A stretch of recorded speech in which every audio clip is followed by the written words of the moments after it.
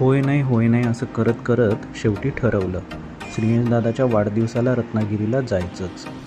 2 जुलैला सकाळी उठून घरकाम आटपलं, लाडूला तयार केला आणि मग आम्ही निघालो कोकणच्या दिशेनं. कोल्हापूर रत्नागिरी महामार्गाचं काम सुरू असल्यानं उशीर होणार हे माहिती होतंच, पण कोकणात जाताना निसर्ग काहीतरी वेगळंच देऊन जातो. आंबा घाटातून जाताना दाट धुके, गर्द झाडी आणि धोधो पडणारा पाऊस.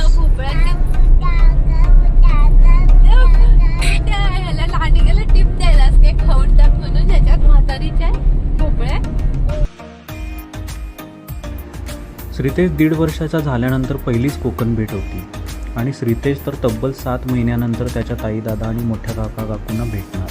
त्यामुळे उत्साह तोंडावर ओसंडून वाहत होता.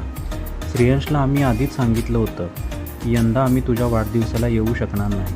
त्यामुळे त्याची थोडी नाराजी होतीच, तरी त्याच्या मनाच्या कोपऱ्यात त्याला कुठंतरी वाटत होतं की कोल्हापूरवरून पप्पा मम्मी काका काकू आणि लाडू येणार. त्यामुळे श्रेयशला सरप्राईज देण्याच्या हेतूनं दिवसभर रत्नागिरीला घरी फारसं कोणाला फोनही केले नव्हते. सगळं अगदी गुपचूप ठेवलं होतं. 4 तासाच्या प्रवासानंतर आम्ही पोहोचलो रत्नागिरीला. आता खरी मजा होती सरप्राईज.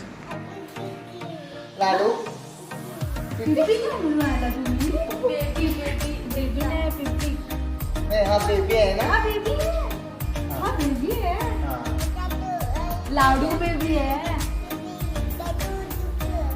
अगं माझी सोडून ये की माझ्या काय आहे म्हणून विचारायला तू काय ग बोलायला शिकली. लाडूचे मोठे काका काकू खाली पार्किंगमध्ये येऊन थांबले होते.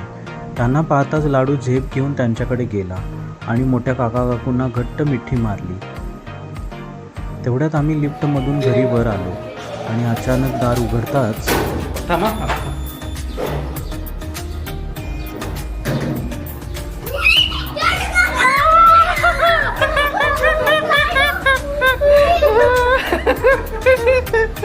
श्रेयशने वर पाहिलं, पण त्याला काही सुचलं नाही.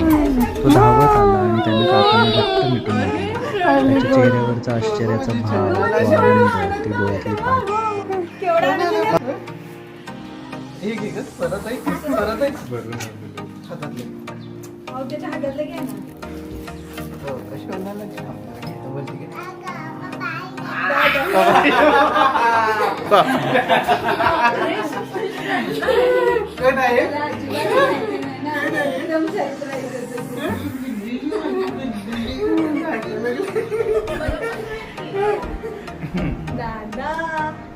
लाडू देखील धावत गेला आणि स्वतःला मिठी मारली. आणि मग अचानक सगळे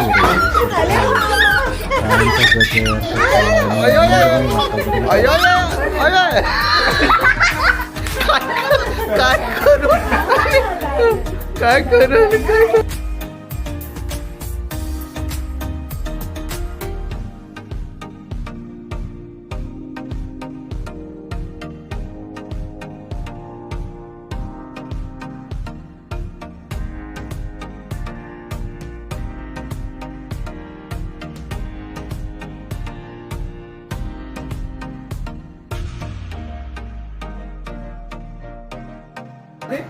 राजकाका सुद्धा सकाळीच पुण्याहून आले.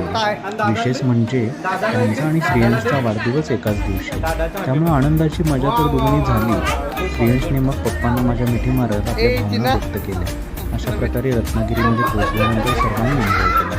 पुढील व्हिडिओमध्ये आपण श्रेयशच्या वाढदिवसाची मजा पाहणार आहोत.